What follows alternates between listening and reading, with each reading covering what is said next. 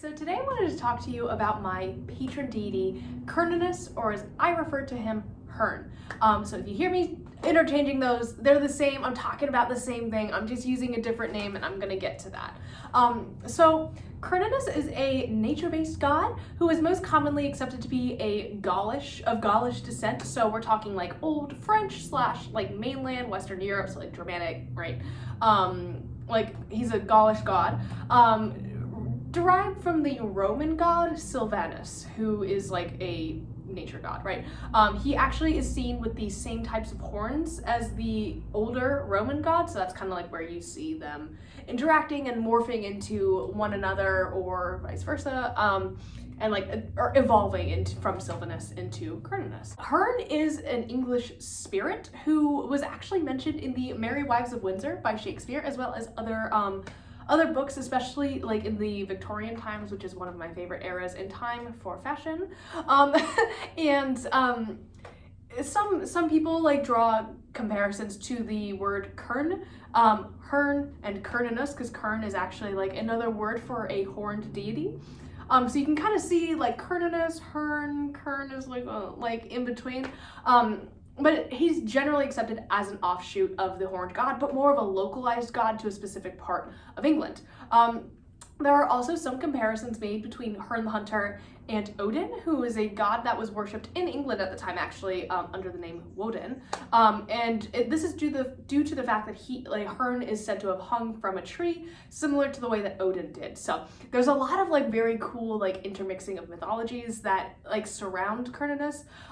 He's very mysterious. He's not actually like mentioned in terms of like stories outright all the time. I mean, there are definitely like Herne the Hunter is that's a whole legend, right? About a man who had a deer's head. And that's really how I see him, but we're gonna get to that in a second. I love the intersection of all of this mythology, and you can really see how like history, like how things can change through history. Like that's one of my favorite things about mythology and lore, and like learning about ancient peoples. Like it's so cool and it blows my mind. Anyways, so Herne is the god of the wild hunt and the protector of the forests. He is the lord of the trees, which is something I call him frequently because he likes it. And vegetation. He is a beastmaster and a very mighty hunter. It's kind of in the name sometimes.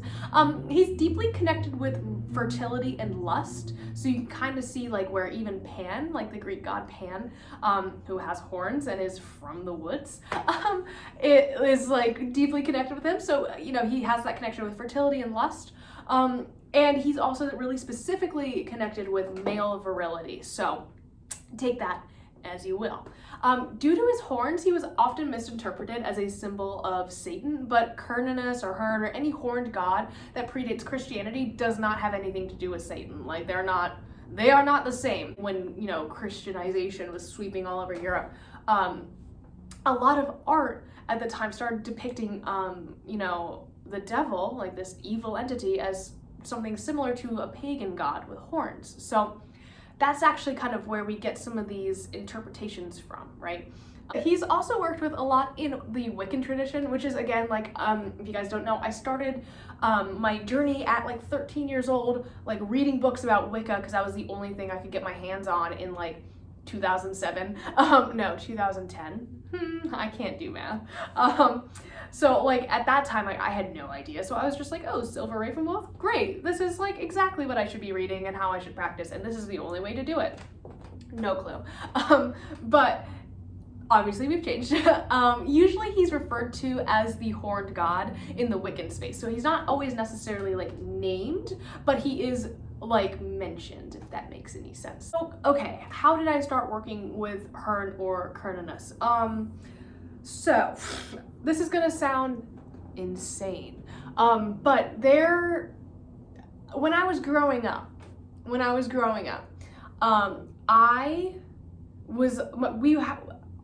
my family, this is gonna sound crazy, I'm so sorry guys, like I feel like I have to justify this, but like I don't know how to explain it other than this.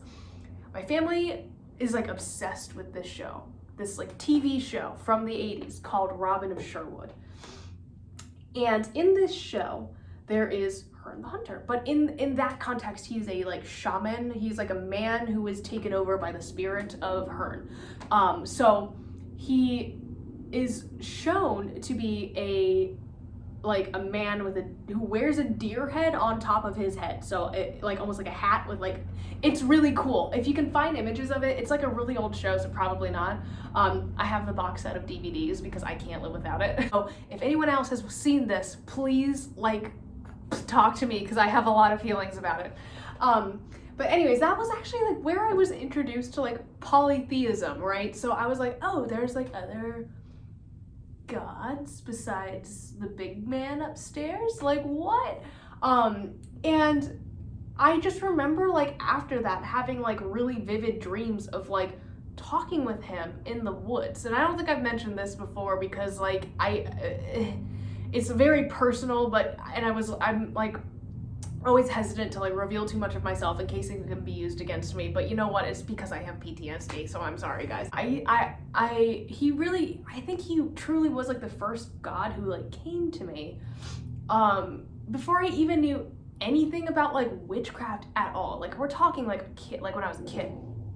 And yeah, we can chalk a lot of this up to me having a really big imagination and having dreams, but like I don't know how to explain it other than the fact that it was like a different type of dream. Like, if you know what I'm talking about, like I hope someone out there understands. But yeah, it was just more of like a real like feeling dream. Like I woke up like feeling like I had walked everywhere, like that I had been. So you know, I always liked that aspect of my working with him, and it still happens from time to time. Less frequently though, as I've become an adult and disillusioned and probably too full of blue light and technology. I started working with him a little bit more like prior to when I even knew that was like a thing.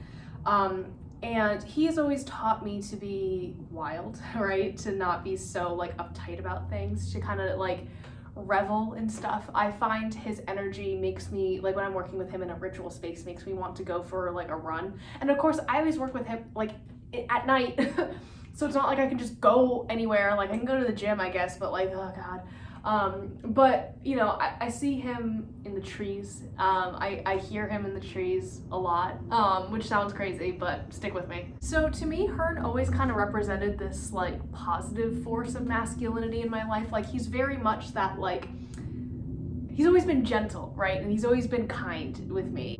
I always feel like there's kind of a sense of like playfulness whenever I work with him, of, you know, letting go of preconceived notions of what is proper, which is like hard for me, because I always want to be seen in a certain light, and I'm like, I have to be posed and like perfect and but like, you know, I think it's good to go back to your roots and I think he has shown me that a lot. I have a lot of like, I don't work with him as frequently as I would like to. I think, you know, having more plants and stuff in my apartment has definitely helped, having like vegetation, having animals to take care of now, but I just like, I wish I lived in the woods again is really what it is. Like there used to be a really nice spot where he would come to me when I was meditating, like when I was growing up, and it was like by a nice little like stream, and I would sit on a rock and bring my books and just like escape for a little bit.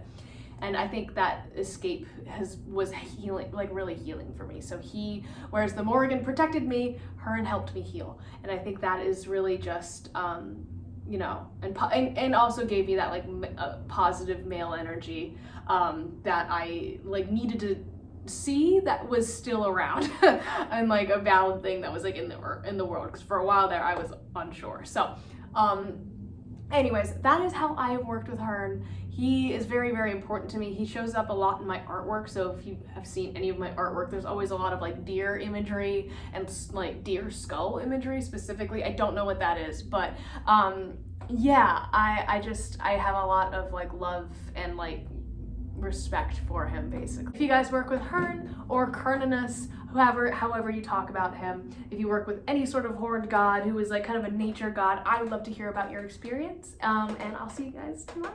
Bye.